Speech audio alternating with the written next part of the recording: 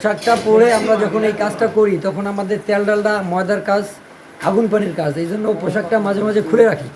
সবসময় পরে থাকা সম্ভব না, নিজেরও তো একটা শরীর আছে, গ্যাস হয়ে যায় এবং গরম লাগে, তাপমাত্রা লাগে, এই কারণে খুলে রাখা হয়। কিন্তু আমরা যত দূর আমাদের চেষ্টা অনুযায়ী আমরা পরিষ্কার এবং সাবেক হিসাবে থাকি না। এখানে চুলার গ্যাস পাইপ রয়েছে, উপরে দুটো টিন খোলানো রয়েছে, তারপরে যে ছাই ধুলাবালি যেগুলো থাকে চুলার গ্যাসের, এটাও আমাদের চোঙ্গা দিয়ে বাইরে হয়ে যায়। আমরা এখানে মালিকের কাজ করি, পরিবেশ যা আছে ভালোই আছে, আর কি দেখবেন এখানে। জীবন অবাক না করলে কে করবে? 28% মিল্ক ফ্যাটের অবাক করার সাথে ফ্রেশ মিল্ক পাউডার। জীবন অবাক করুক প্রতিদিন। ভাইয়া যেখানে আগুন জ্বলে ওখানে তো একটু একটু কালো হবেই, স্বাভাবিক ব্যাপার। কারণ এখানে তো আগুন জ্বলতেছে, আমি মন খুঁড়ি আমরা দিনে পড়তেছি, এগুলো ধুমো কোথায় যাবে? পোশাক নাই, দ্বিতীয় কথা হচ্ছে যে আমার গাতে একটু ঘামে গেছে, এই যে গরম, এখানে যে তাপ, আপনি 2 মিনিট দাঁড়িয়ে থাকতে পারবেন না। আর দ্বিতীয় কথা হচ্ছে যে গোলজের কথা বলতেছেন, তো এইভাবে গোলজ দিলে এই যে লাচ্চাটার সময়টা এটা হবে না, ছিঁড়ে যাবে, ভাঙে যাবে, চানাচুর হবে। কই এই জায়গায় তো কোনো আবর্জনা নাই, এই জায়গায় তো কোনো আবর্জনা নেই। সকালবেলা ঝাড় দিয়া তারপরে করা দিছি, ওই যে একটু ছিটা ফাটা পড়ছে, ওরা পড়বেই। সারা কেমনে না মানে রাইটটা আপনার কিভাবে, মানে আপনি এই ডেটটা তো আপনি কি দিতে পারেন না? বিএসটিআই অনুমতি আছে আপনার? অনুমতি না থাকলে, বিএসটি অনুমতি না থাকলে কি আমরা কারখানা চালাইতে পারিনি?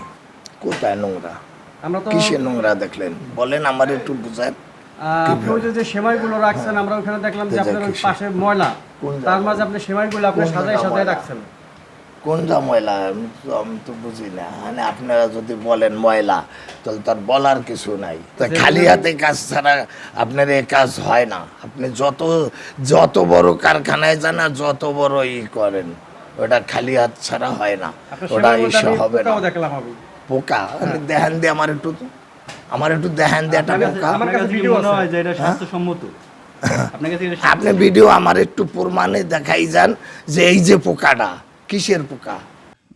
জাতীয় ভোক্তা অধিকার সংরক্ষণ অধিদপ্তর থেকে ভেজাল এবং নিম্নমানের খাদ্যপণ্যের বিরুদ্ধে নিয়মিতভাবে বাজার তদারকি করা হচ্ছে। এই বিষয়ে আমরা বেকারি, হোটেল ইত্যাদি প্রতিষ্ঠান, অন্যান্য ফলমূল, সেমাই কারখানা, অন্যান্য সবকিছুর উপরে আমরা নিয়মিত অভিযান পরিচালনা করছি।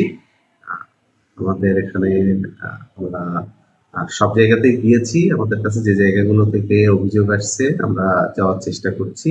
আমরা সেমাই কারখানা যেগুলো আছে সেগুলোর অনেক জায়গায় দেখা যাচ্ছে যে তারা বিএসটিআই থেকে অনুমোদন নেয়নি, না নিয়ে অবৈধভাবে সেমাই উৎপাদন করছে। আমরা সেমাই কারখানাগুলো পরিদর্শন করব, সেখানে যদি কোনো অনিয়ম থাকে, অস্বাস্থ্যকর পরিবেশে খাদ্যপণ্য তৈরি করা হয় এবং আমাদের যে মনোজাতকরণ বিধিমালা আছে সেটা যদি না মেনে চলা হয় তাহলে তাদের বিরুদ্ধে আইনগত ব্যবস্থা।